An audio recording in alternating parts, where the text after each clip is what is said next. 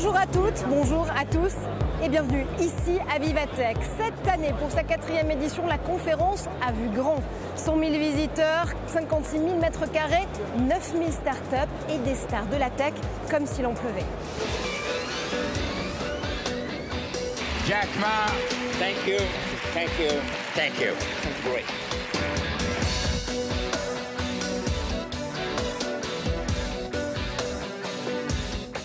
Spending time on your customers.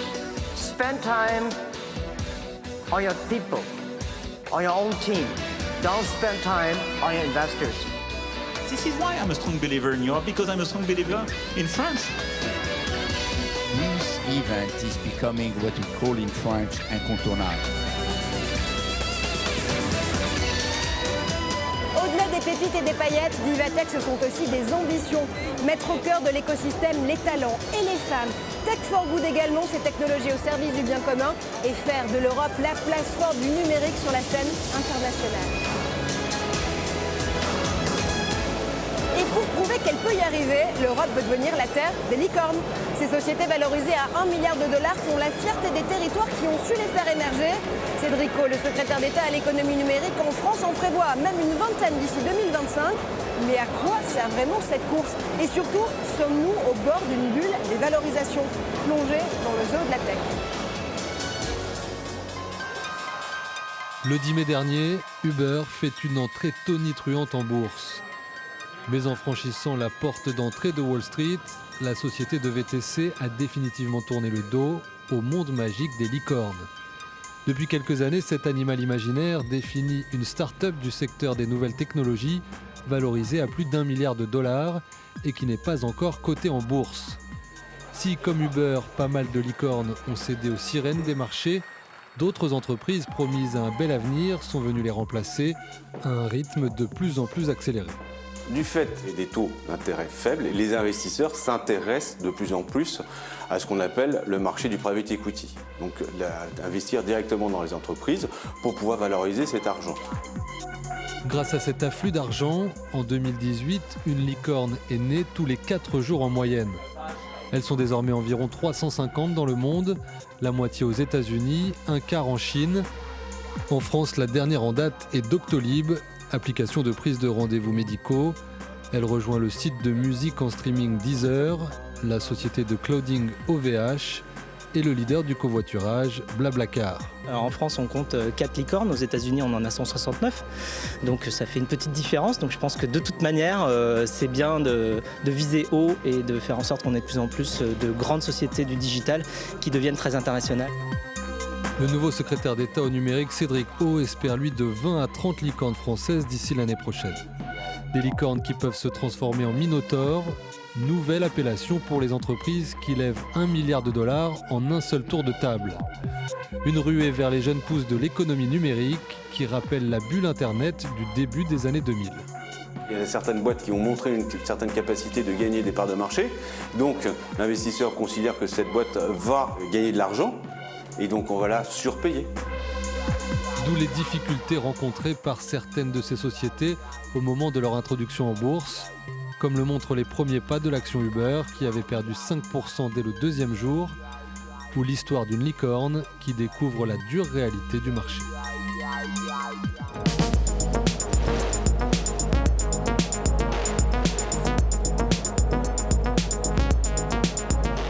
C'est la belle histoire venue d'Australie.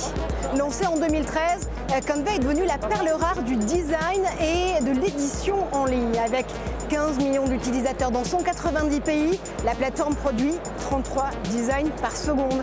Et la fondatrice de cette licorne, c'est vous, Mélanie Perkins. Bonjour. Bonjour. En 6 ans, vous avez réussi à emmener Canvas à la conquête de très nombreux marchés, même la Chine. Qu'est-ce qui se cache derrière cette ambition ? Il y a eu tellement de défis dans la croissance de Canva. Nous avons changé d'échelle. L'entreprise a doublé chaque année. Nous avons plus de 600 personnes. Dans notre équipe, nous trouvons 109 nationalités différentes. La clé de notre croissance réside dans notre capacité à résoudre un problème que tout le monde connaît. Concevoir une présentation, des images pour les réseaux sociaux. Donc nous voulions créer une plateforme qui simplifierait tout ça. Alors, la recette du succès, l'idée même de Canva, c'est quoi ? À l'université, j'enseignais l'utilisation des logiciels de design. Tout le monde avait du mal avec les bases de ces outils.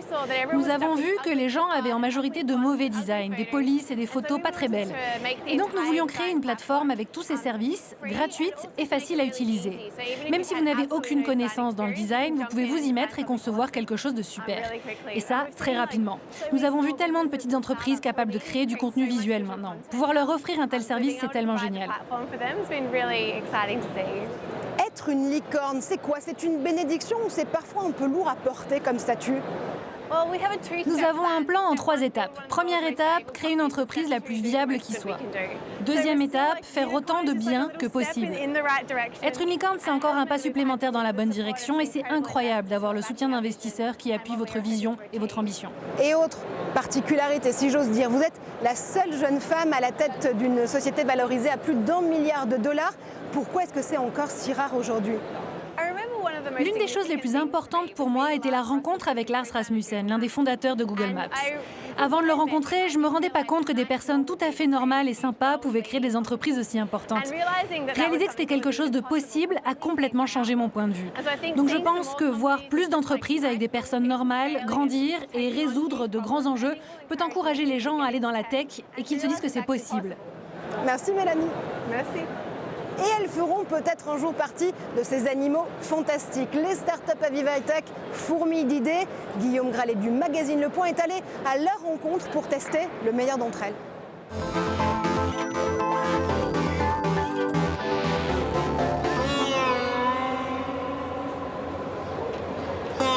Alors à Viva Tech, on rencontre beaucoup de monde.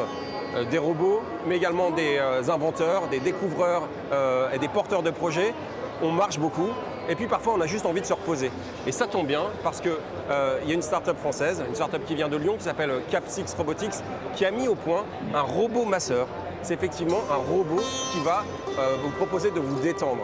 En réalité, on s'appuie sur énormément de technologies puisque lorsque vous allez vous allonger sur la table, eh bien, vous avez une caméra en 3D qui va regarder votre corps et qui va vous proposer un parcours personnalisé d'une vingtaine de minutes. En réalité, ce parcours il va également s'appuyer sur une puissance de calcul d'un ordinateur qui est juste ici. Cet ordinateur, il a un processeur Intel, une carte graphique Nvidia, et il va actualiser toutes les 10 millisecondes ce parcours. Ce que je trouve assez intéressant, c'est qu'en fait, même lorsque vous êtes allongé, vous allez pouvoir régler l'intensité du massage. Et il y a une petite sécurité, c'est-à-dire qu'il ne peut pas y avoir une force de plus de 12 kg qui s'exerce sur votre dos. Bref, vous pouvez même arrêter le massage lorsque vous en avez un peu marre ou le reprendre. Vous restez vraiment maître de cette détente. Allez, on essaye ?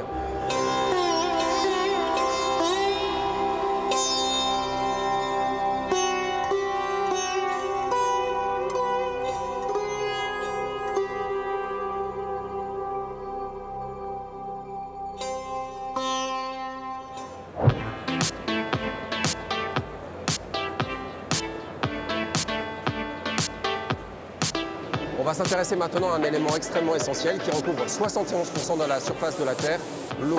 L'eau dont on va pouvoir anticiper les changements de température, mais également, et ça qui est extrêmement intéressant, le taux de pollution. En réalité, Bioceanor, qui est basé à Sophia Antipolis, a mis au point cette station météo sous-marine qui va s'appuyer sur cette bouée. Et à l'intérieur, eh bien, on va pouvoir mesurer en temps réel le taux d'oxygène, le degré de salinité, mais également la température. Toutes les données sont ensuite transmises à distance grâce à des ondes radio et vont pouvoir, grâce au machine learning, anticiper les changements climatiques. C'est extrêmement clé, notamment pour pouvoir protéger au mieux le corail ou pour favoriser l'aquaculture. Nous avons la chance d'avoir avec nous Samuel Dupont, qui est créateur de Bioceanor. Qu'est-ce que vous mesurez exactement avec cette station météo? Alors grâce à cette station météo, on est capable de mesurer plus de 20 paramètres en temps réel et par prédiction. Des paramètres très simples comme la température, effectivement, mais on peut aller à des paramètres plus compliqués comme le taux de chlorophylle ou le pétrole raffiné. À l'avenir, d'ailleurs, Bioceanor mesurera même le pourcentage de microplastique dans l'océan.